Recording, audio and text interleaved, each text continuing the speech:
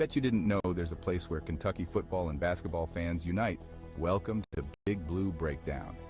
Whether you bleed blue or just love a good game, we've got the latest stories, hottest takes, and a whole lot of hometown pride.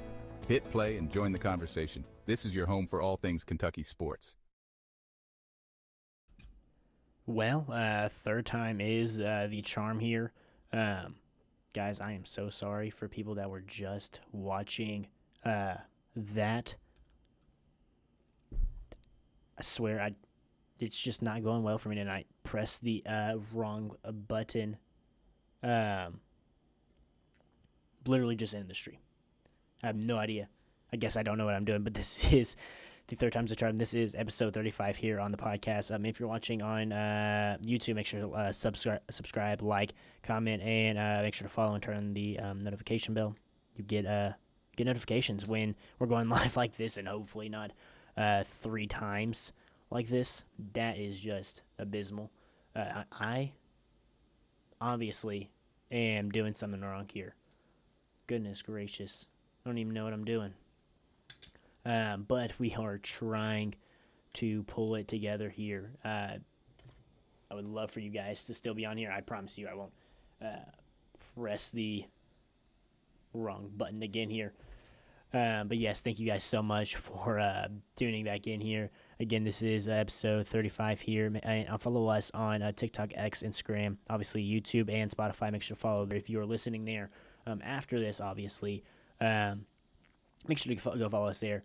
It means an absolute ton. Thank you guys so much for tuning back in here. After I'm switching this here, I know. Catastrophic so far. Catastrophic. But we are trying to push through. We had a really good following on the last one. People were commenting, and of course, I go and ruin it by pressing the wrong hotkey to end the live stream. So that is just amazing. I am working on finding a not a soundboard, is it? It's not a soundboard. Hotkey clickers where I just click it, and I'm using my keyboard instead, and so of course I just click the wrong button, but that's okay. That's okay, because we will keep pushing ahead here. Thank you guys so much for tuning in here. We on this schedule here for the slate for today. We have obviously our sponsor, which we'll get here into just a second. Is McGowan our number one option at RB1, and just our option, number one option in general. We were talking about our real threats, obviously with him, and fall practice updates, and then just let's talk. I know we had a good following going right there. Go ahead and comment back, guys. I know Kentucky Football Nation was in here, Georgia Podcast, Cato was in here. Somebody else said something about their cousin going to fall camp and everything like that. I know I'm glitching in out here, but we are going to push forward. Anyways, struggling right now. Make sure, can you guys hear me good? Can you guys see me solid at least? Of course, lighting is going down. Everything is just falling apart here. This was strung together last second, but trying to throw it all together here. Yeah, thank you.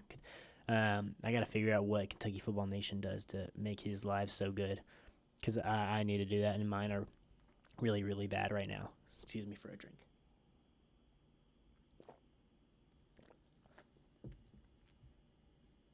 Hello, Dustin. Thank you so much for you guys for coming back on here. Third time's the charm, I guess. But yes, going to click the right hotkey from now on, so I don't end anything. Thank you guys so much for tuning in here. Yes, it seems like everything is going good. Thank you guys so much for tuning back in here. Dustin, you said something about, we were talking about Evan Wibberley starting right before, of course, I ended it. We were talking about Evan Wibberley starting at the center position above Jagger Burton, and you said there was some missed snaps. Yeah, those are really correctable for sure. Those really are correctable. We know that.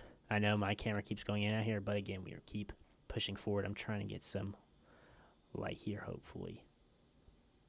But yeah, I prefer Evan Wibberley right there. Thank you, Ansley. Thank you so much. I prefer Evan Wibberley right there instead of Jagger Burton. I could see him being a backup center or a backup right guard or right tackle. I think he plays on the right side of the ball. Maybe I have that wrong, but I believe so.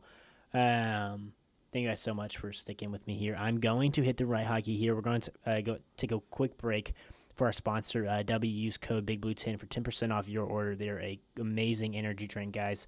Go check them out. And if you're looking to have energy through a longer period, W is the place to go. They have long-lasting effects, and it's a clean energy drink for sure. So I'm going to press the right thing here, and we'll be right back here on episode 35.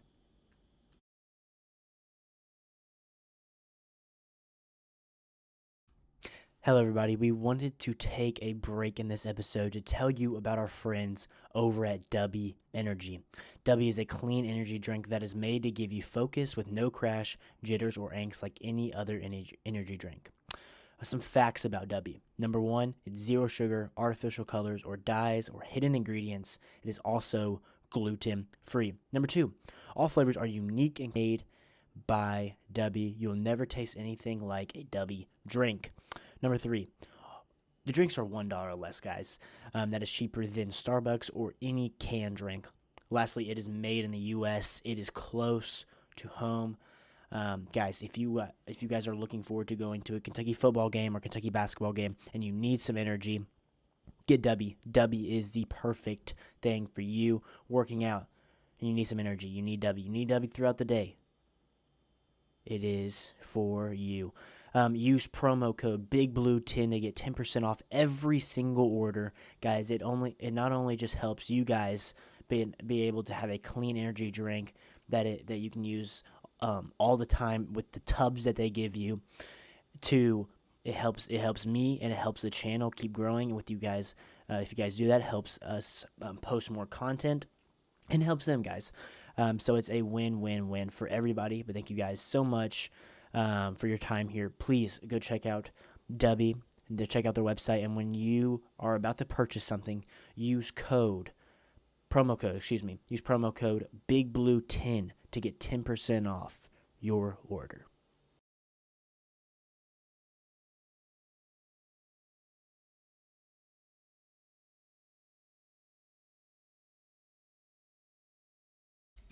Alrighty, welcome back in, everybody. I believe I got some of this lighting fixed, maybe just a little bit. Let's fix up the camera here. Okay. I know we've had some struggles here. We're going to keep pushing through, especially if the audio is fine. The video can lag behind, whatever. This is my second live on here. Of course, the first one went well, but nobody was watching it. I actually have some people watching this time. Thank you guys so much for tuning in to this one. So I wanted to talk about McGowan being a real number one option here. I think he can be our number one threat in the running back and possibly our number one threat through the air. I think that he's so good out of the backfield catching the ball that it's going to be really, really hard for defenses to try to contain him, not only in the run, but him slipping out of the backfield. That's what he was really known at New Mexico State. I think Kendrick Law is going to be a really...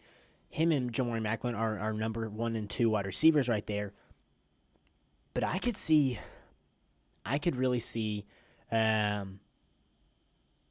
can see McGowan being really a number one option overall, with us able to give it to him on the ground. I think we're going to use him in a variety of ways to not just get the ball in this guy's hands. I think Kendrick Law will be like that in a way, but with McGowan being a really true running back, I think you're able to give it to him a lot more, and it's going to be a lot cleaner to hand the ball off to him like that.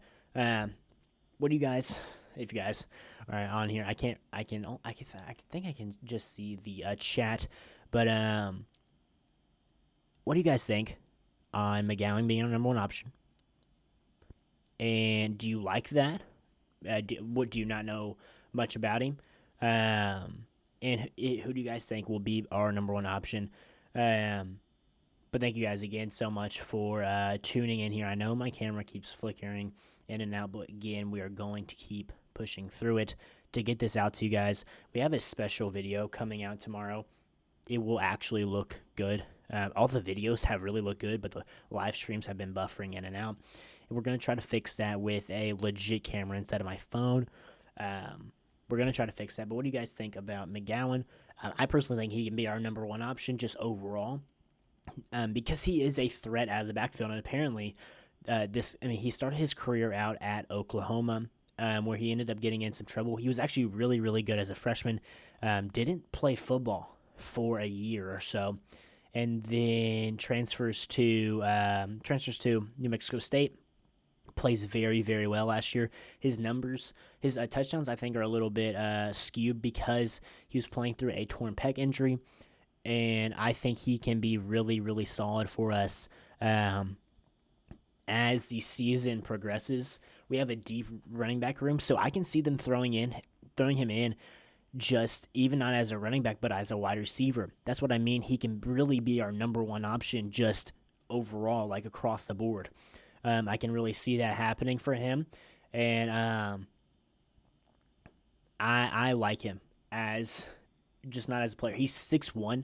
He's big for a running back. He's kind of like a slot type of build if he were to play out as a wide receiver.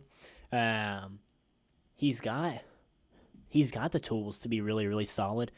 We've seen his game at Oklahoma translate in a Power 4 school. I'm gonna read Dustin Cross's chat here. Thank you so much, Dustin, for sticking through the past two of them for sure. I know you were in because you commented. Again, we're gonna keep going here and talk to you guys. The Boise State offense is known for receiving backs. McGowan is a stud, but also like Dowdell. I do. I can see McGowan being 1-2 down back, first and second down back, and Dowdell being the third and fourth. Yes, I completely agree. Not McGowan. Dowdell is the best short yardage back in the country. Best short yardage back in the country. I completely agree, Dustin. He had 12 touchdowns while he was at Nebraska. Once we get into the red zone, he's going to be able to punch it in for us. And I think that is something that we were really missing last year. Let's say we were able to get down to the red zone. We didn't have a guy that can really punch it in like that. I believe Wilcox maybe had 2 or 3 touchdowns last year. I know his first one came in the Auburn game. Like we didn't have that guy, that big size guy to punch it in like that. I really agree with you there. I like that.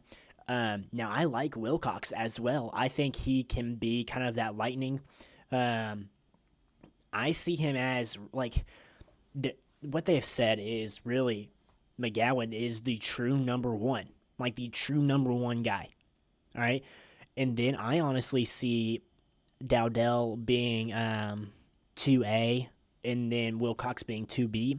And then you still have guys like Jason Patterson that are really, really solid backs. Like, I think Jamarion Wilcox is the future of this running back group, him and Jason Patterson. I am really, really excited to see what he can do this year. But I am really, really fond of Jamarion Wilcox. Until we got Dante Dowdell, I was thinking he's our number one guy going into the year at running back. And then now we've got Seth McGowan, and we're hearing all these things about how he's going to be the new number one. So, yeah, I completely agree with that formula. I think, honestly, they were going with a 2-back system while Bush Hannon was at Boise, and you've seen the production out of Ashton Jeanty. I mean, like, I don't know if we have an Ashton Jeanty guy. I mean, that's a once in a lifetime talent right there. But I I like McGowan a lot. Again, like you said, he's able to receive out of the backfield, and that's what was really a big thing at Boise. And another thing why I think the offense is going to be better this year, not to really get sidetracked here, but Bush was able to bring in his guys. He was able to bring in guys that he wants. He did. He kind of worked with Liam Cohen's guys last year. Wilcox has the big threat ability. Sorry, I'm just going to stop here to read Dustin saying thank you again, Dustin. Wilcox has the big threat ability. Jason Patterson, I'm glad he said at UK and didn't hit the portal. I completely agree. In the limited minutes and touches that Jason Patterson did get, I really liked what I saw from him. I believe he ended up getting hurt and missed a little bit, or missed a while. I really like him.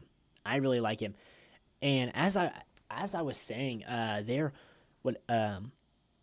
Bush has his guys now in his type of system that he likes. So just really simple. They're gonna be better under his system than other guys that didn't really fit his system. I think that's really simple to add up right there. But yeah, I completely agree.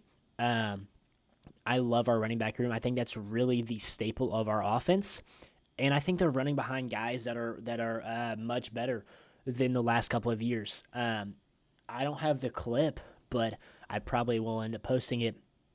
There's a clip out there of Josh Pete blocking two guys, and that's the type of offensive lineman we've been missing.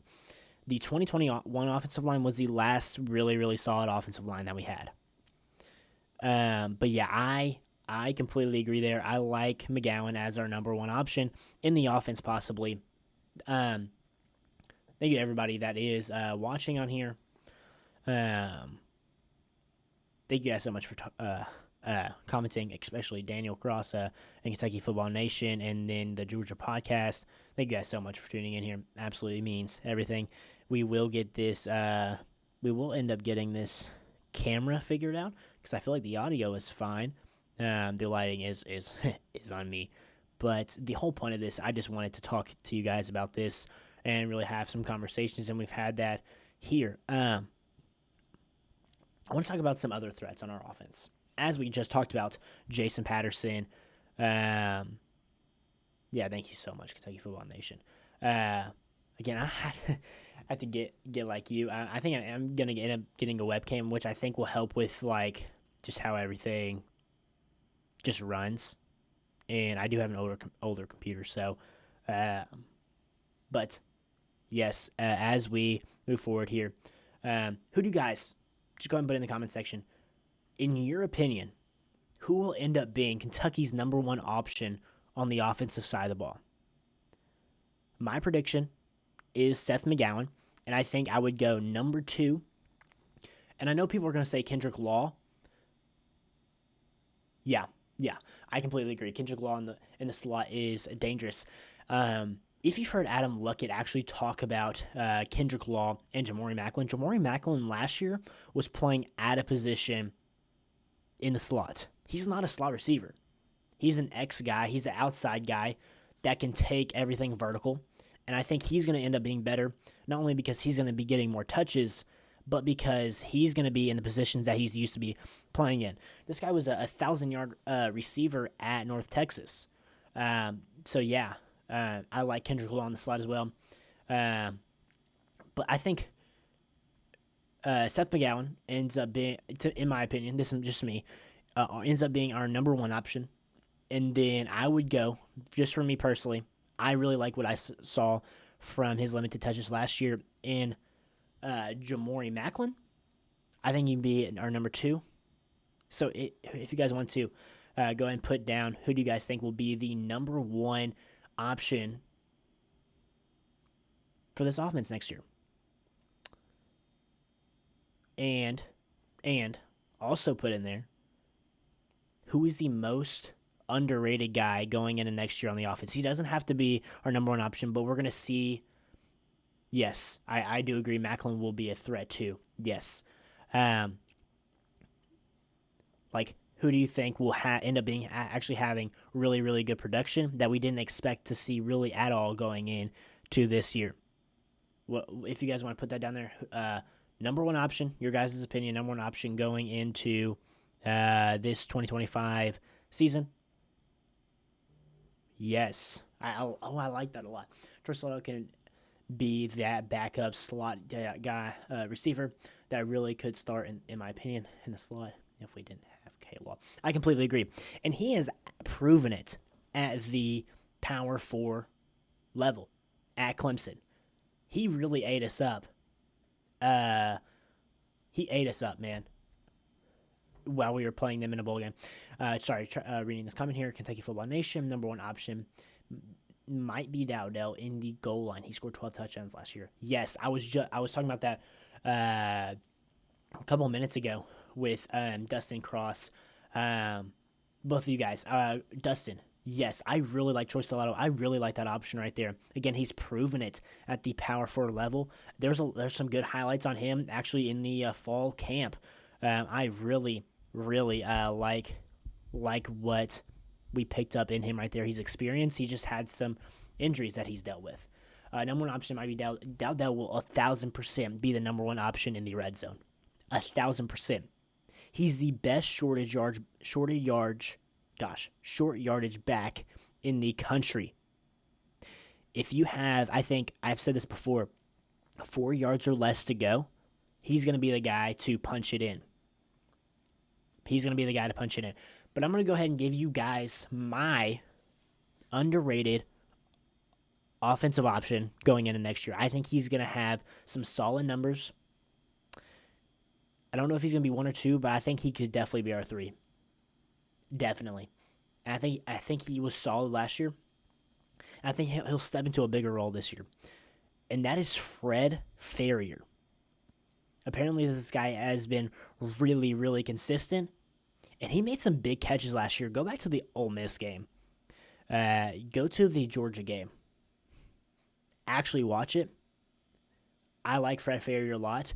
I think he's a really, really good route runner, just like Maclin. I don't think he's as good as a route runner like Maclin, but I think an overall receiver, he's very steady, very consistent. I really, really like Fred Farrier. From Dustin Cross, I also think our tight end, Willie Rodriguez, is going to be solid. I agree. You guys see that absolute tremendous catch from him in the fall camp, in the practice. That was absolutely insane. Another thing that we could be watching out for, speaking on that, is actually when a play has developed and something is guys are not open. This is something that I think we've been missing the last couple of years. What does Zach Calzada do? He rolls out and kind of forces something to happen, which I don't think is going to be good all the time, but that's definitely something to watch. Kentucky Football Nation, Harley Gilmore 2 Stoops says he is the best deep route runner. Yes, 1,000%. Apparently he's matured so much over this offseason, and I'm really looking forward to see what his potential can be. Yeah. I completely agree. Back to Dustin here. So glad we got Gilmore back. When my phone buzzed and I seen he came back, my jaw dropped. Yes, absolutely. Yes, Harley Gilmore, very underrated option. I think he could be that deep threat with Maclin. I really, really like him. I do. He apparently he has tremendous speed. Even last year when Barryon Brown was on the team, they were saying that he was what was it? He might have been the fastest on the team. They might have said something like that. I believe it was something in that range right there. But yes, I am absolutely. I don't think our 1 and our 2 wide receiver is as good as the last couple of years, but our depth is absolutely tremendous. Like we have quality depth at the wide receiver position, and I really, really like it. I think Obviously, you're going to see guys have more catches, but I think it's going to be kind of a total. It's going to be a unit, not just a couple of guys. It's going to be a unit that we depend on to get catches. Like, not every single ball is going to be going to the same two guys. It's going to be 3 or 4 in the same game. But yeah, I really, really like our wide receiver group in the depth that we have. Excuse me for a drink here.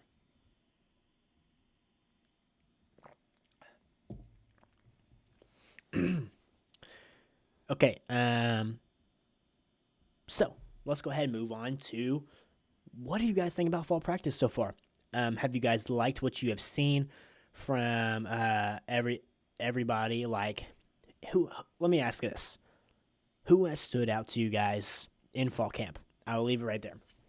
Who has stood out to you guys in fall camp? For me, honestly, it's been Cutter Boley. He has looked really, really good. And I'm not saying to start a QB battle between him and Zach Calzada or anything like that, because I think I think we should roll with one quarterback, unless obviously one ends up being really, really bad. Then you switch and you stick with that other guy. I don't want a 2 QB system like it was last year. I don't think that's a recipe for success right there. I like us rolling with Zach Calzada, him getting 75% of the 1 reps. Obviously, Cutter Boley is mainly going up against the 2s, but he has been shredding him. Quisenberry has looked really, really good as well. He's been throwing to him a lot. But yes, Cutter Boley has looked really, really good, and that is really, really good for our future and looking at it in that perspective for sure. Who is your guys's like? Oh, like I didn't even know like this guy's maybe out here or something like that. But like, or this guy's made some big steps. Who do you guys think? Who has drawn your attention in fall camp again? Minus Cutter Boley. The future is with him. I really have liked what I've seen. I've seen Boley in 3 games in person. He started against Louisville and came in a couple games for a couple plays. The Louisville game, he had no help. The other times he excited me. I completely agree. I actually just talked about this. I think in the what?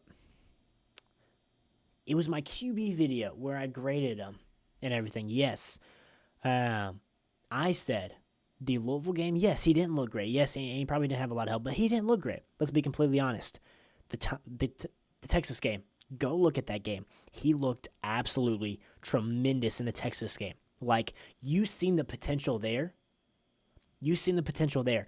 I really, really liked what I saw from Cutter Boley in that game. And then you liked what you saw when we played, who was it?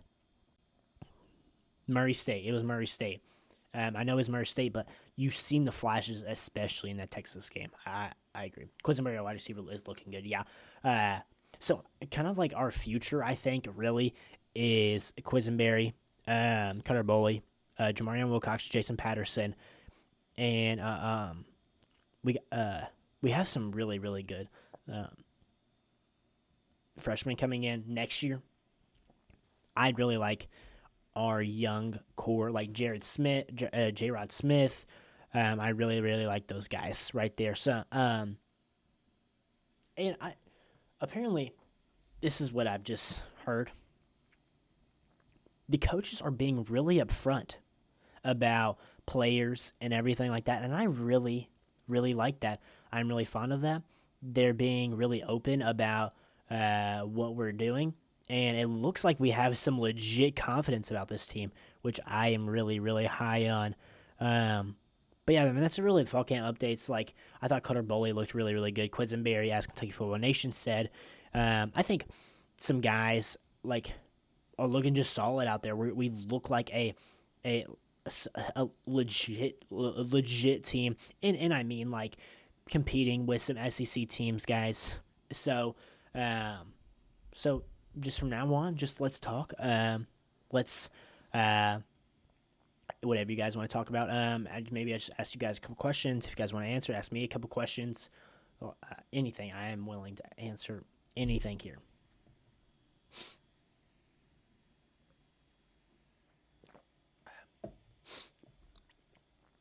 Thank you, everybody, for staying in here, guys. Again, third time's the charm here. But we finally got it. I pressed the wrong button. It was going perfectly last stream. And, of course, I messed it up by pressing the wrong hotkey and just deleted everything. Like, stopped the live stream. The first one I was having technical difficulties. I will figure this out. I think the audio sounds fine. The screen looks good, but it's just my camera just keeps on lagging. But we're going to figure that out. That's much. Okay, fan. How many wins do you predict this year? I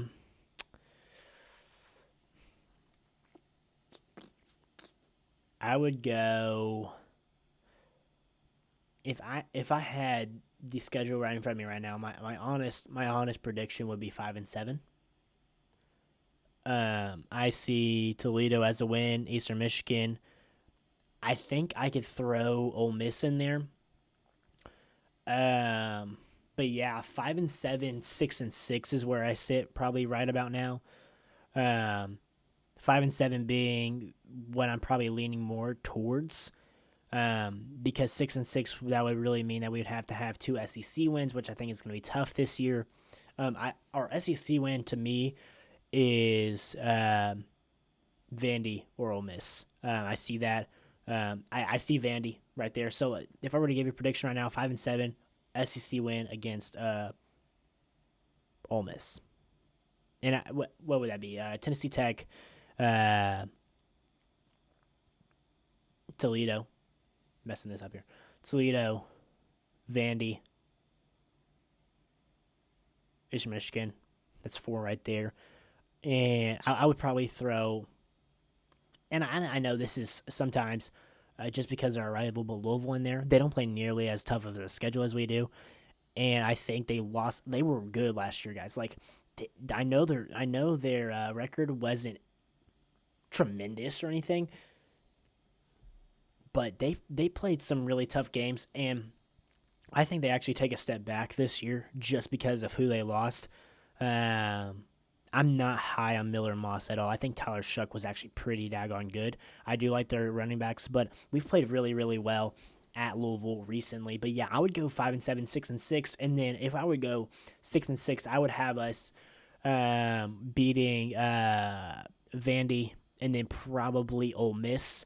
I guess the next game that you would be kind of, I could see that happening would be Tennessee, just because you lose Nico.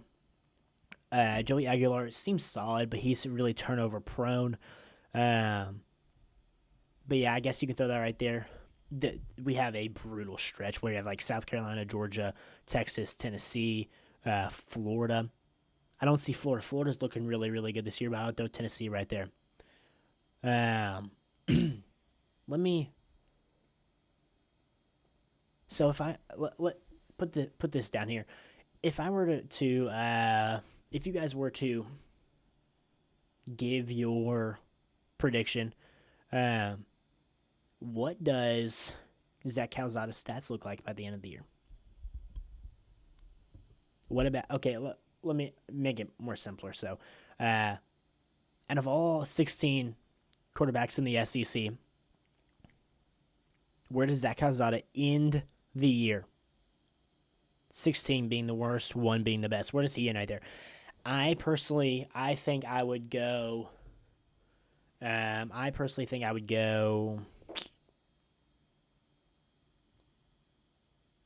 between 10, 11, or 12. And I think that's going to be solid for us.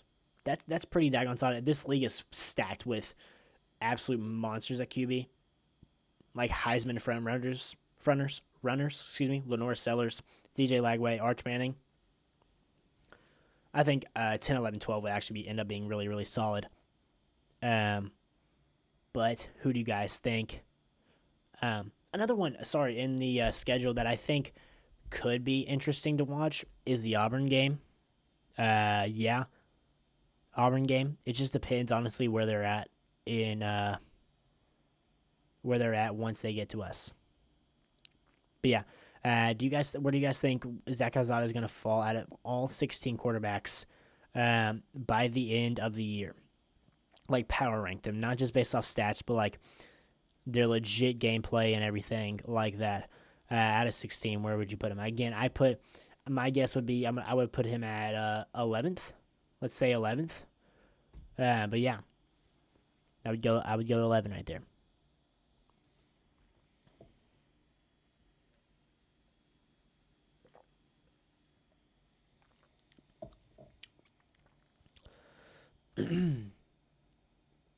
Yeah, I would go 11 right there. Trying to think of some more. Again, we have a pretty special video coming tomorrow. Make sure to go check that out. We have a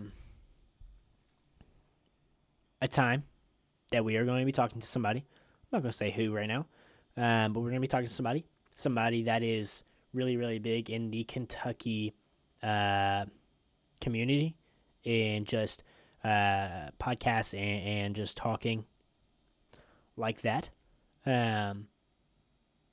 But yes, we have a really, really special one coming tomorrow. Dustin Cross, I will go and read this.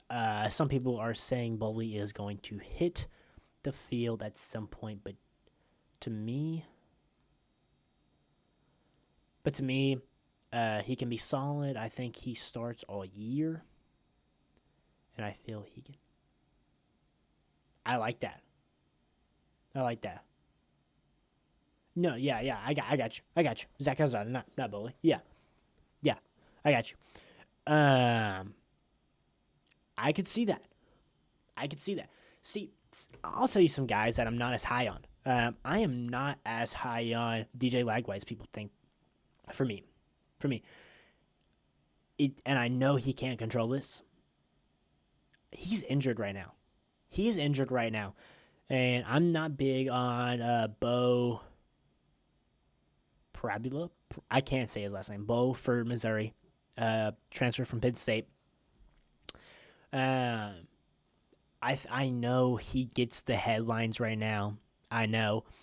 But I think by the end of the season, possibly with their record, as I think they take a major step back.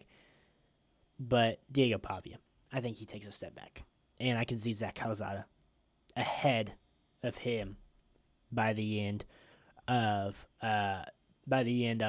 the 2025 season in SEC QB power rankings, as people want to say it. Another guy would be like Ty Simpson for Alabama. I wouldn't be as high on him because he doesn't have the SEC experience right now. I think he has the tools to be there, but a guy like Zach Calzada has the experience and has done it before, so I could see that as well. I'm trying to think here.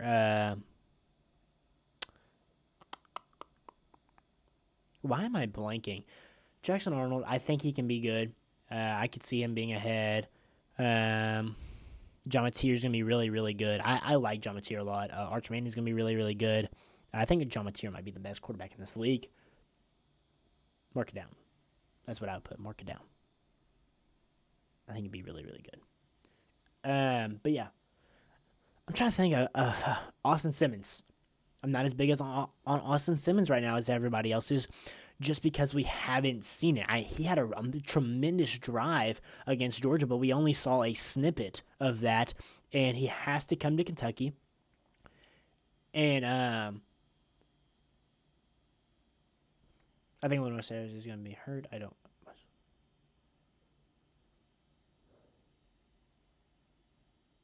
Okay. Yeah, I could see that. Yeah. Okay.